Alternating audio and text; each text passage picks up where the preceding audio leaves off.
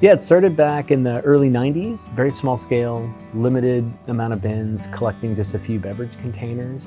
It grew in the early 2000s, with program focus and awareness on the amount of waste that we were generating just based on the operations. And we've continued to evolve just as the scope and scale of our impacts in the community has transformed, and our notion around opportunities and services that we can use to really help reduce our impact have become available to us.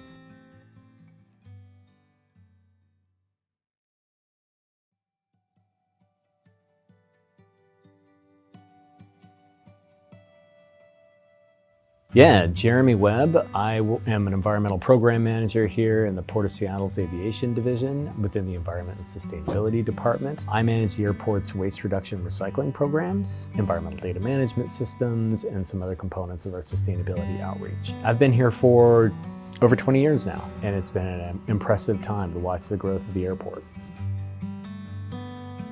So the food donation program began, I believe, in 2006. And we established a partnership with a local food bank whereby they send volunteers to come pick up donations from our airport concessionaires about 3 or 5 times a week. Our concessionaires have high expectations and standards for quality product, and so they only can keep some of their product on the shelves for a day or 2 or several days, depending on the quantity and the type. And the materials are good.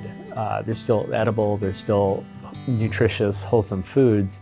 And by separating those out into a consistent donation room with refrigerators, we can then send those back into the community around the surrounding airport areas. It's a program that's donated roughly 700 meals a week over the last year. It's been consistently running, like I said, since 2006. So we're really happy with it, and it's kind of one of our flagship programs of the recycling. Most of the food we get is from grocery stores that will be fruits and vegetables or meat or things like that people would take home and prepare. So it's nice to have food that's already prepared and ready to go. This helps our homeless folks that stop by that don't have places to prepare food, and also helps parents who might need something for lunch at work. At the airport, when sandwiches have been out for a day and they are going to have to dispose of them, they bring them to a centralized cooler, and then we go and pick them up 3 or 4 times a week and bring them back to the food bank. And so typically we get sandwiches and some wraps and cheese and meat trays and things like that, maybe some yogurt and some pastry, and then we can pass them out to folks in need. Well, the airport had hired a consultant because they wanted to cut down on their garbage bill, I think. And so they looked in their garbage, and the first thing they saw was lots of paper and recyclables. And so they started recycling. And then they looked in the garbage can again, and they saw lots and lots of coffee grounds. And then they started composting coffee grounds. Then when they looked in again, they saw food. They saw sandwiches and things in little plastic containers that could be hopefully given out to folks. And so that's where we came in. We started sending drivers over, and they started collecting those in bins, and that's how our partnership started.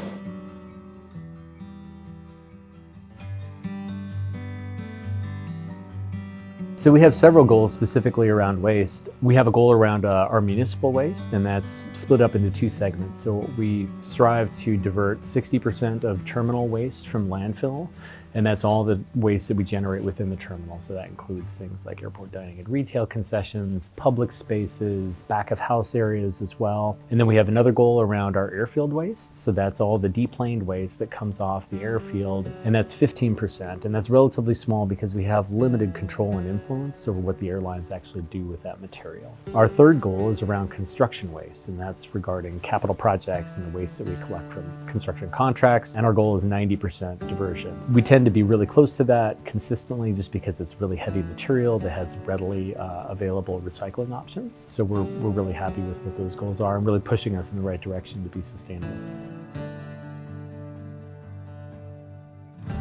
We adopt a bunch of different strategies to try to reach that goal. The first one is really sort of the first layer of defense, right? So signage.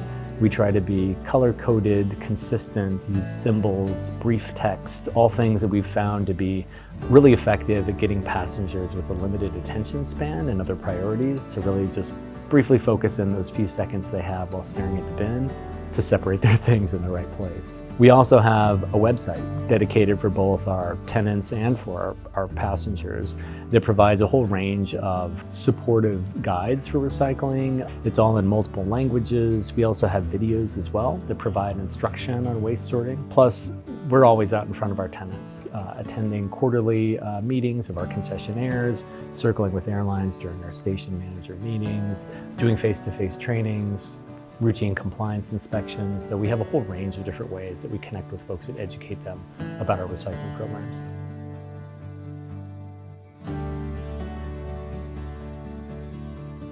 We're making about 2,500 visits a month to our food bank. Our numbers have increased more than 125% this year over last year.